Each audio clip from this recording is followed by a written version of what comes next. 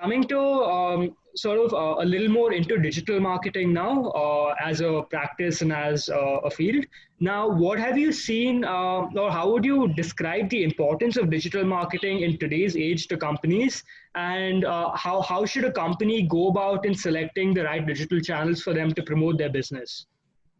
All right, so that's always a very, very tricky, thing for organizations to do. And I've been seeing this from the time of the startup to the time of working with a brand like Tata right now.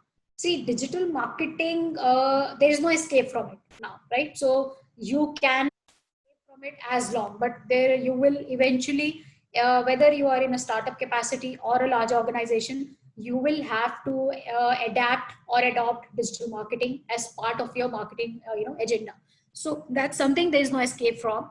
Now digital marketing is an expensive yet the fastest way to reach your audience. That is where our entire audience is lying right now. Even whether it's urban or rural areas, everybody is right now digitally savvy.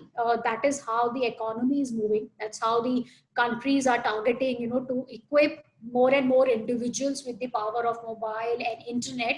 So we have to be in sync with that, and we understand. Now it might be an expensive journey, but that's again, there's no two talk ways about it. That is the fastest way to reach your audience. But one thing we have to really make sure of is that we have to do it very, very smartly. It's not something that if tomorrow, and that is what I was saying is the biggest challenge for everybody, is that if tomorrow you see that there are these 10 platforms available to put up, let's say, 10 different types of content, nobody is asking you to be on those 10 platforms, right? You have to understand that you do not have to be everywhere and then start compromising on the quality. So being digitally available or doing digital marketing, you still do not have the luxury to compromise on the quality. And digital marketing is also very, very prone to something that once you leave a footprint on it, it's there to stay. It's not like a billboard you put up and next day you can remove it off and nobody will know that it was there. So whatever footprint you're leaving on digital market, digital platforms, is something where the quality will speak forever.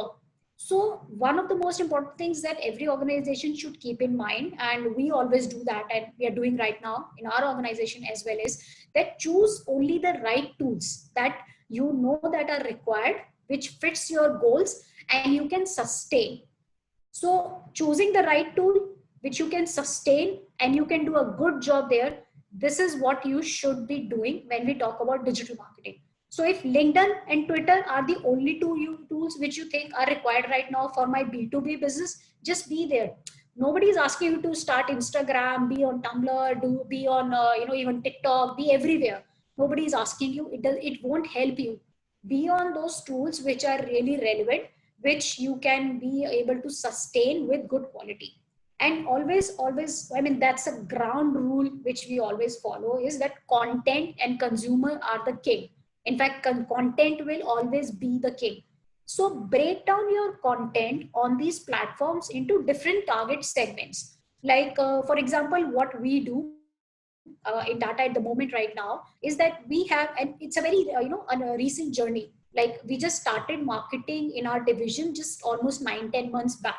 So when we started off, we had, from the very start, we thought that, okay, we are now building up a new platform, a new audience base. So let's bucket our content for the digital platform in some segments. So we have three buckets that we primarily focus on.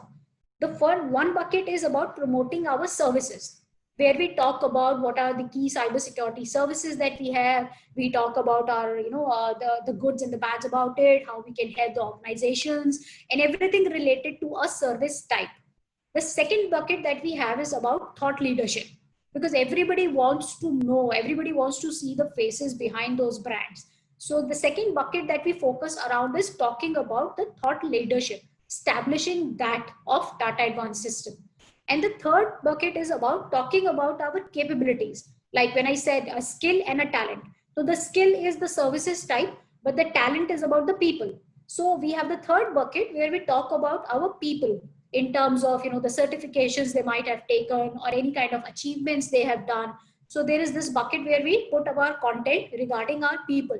So we try to use the digital marketing tools to create that personalizations, and you have to have a very keen eye on whichever tool you select, because they're also at the end of the day businesses, right? So they are coming up with a lot of new features all the time, and some of them are definitely like really really useful, and it's very important for you to encash and like utilize them at the first go. So for example, LinkedIn started up putting up polls. We very recently started using polls on our handles, and it gave us a really good kick. I mean, our new follower base was kind of, it became steady, because right now everybody is throwing so much content on LinkedIn. So our new follower base wasn't kind of really rising. So we started incorporating using polls, which was a LinkedIn feature, into our digital marketing strategy. And suddenly we saw a spike in our new followers. So I think, just to answer and sum it up, is all about the same thing which I said. Choose the right tools which you can sustain. Don't have a LinkedIn, a Twitter handle for 0 followers. I've seen many organizations. They will have, let's say, 50,000 on LinkedIn, and you click on their Twitter, it's like 50 followers. So what is the impression that you're trying to create? Why do you even need to be there? And put up, a very very personalized and quality content on whichever platform you choose. So to sum up, like you said, so you focus into the platforms that you know which work for you and that you know where that your audience uses, and double down on your efforts and put out quality content on a consistent basis. So consistency is Absolutely. a key feature that you mentioned, and that's like a big takeaway here. Now, Consistency and sustainability, because most of the companies I've seen, and that's you can see that everywhere, even with big brands and startups. You will see at the they will have these all the links given: YouTube, Facebook, Twitter, Insta, Tumblr, everything will be there. And when you click, which, like, I'm a very positive stalker, so I always visit the social handles of any organization I go. And the moment you land on those pages, some of them would not be linked, they are broken links. Some of them would not have followers, 0 followers and all. So if you cannot sustain, then don't have it. Rather than creating a wrong impression, use them when you are in a position to build up content for that.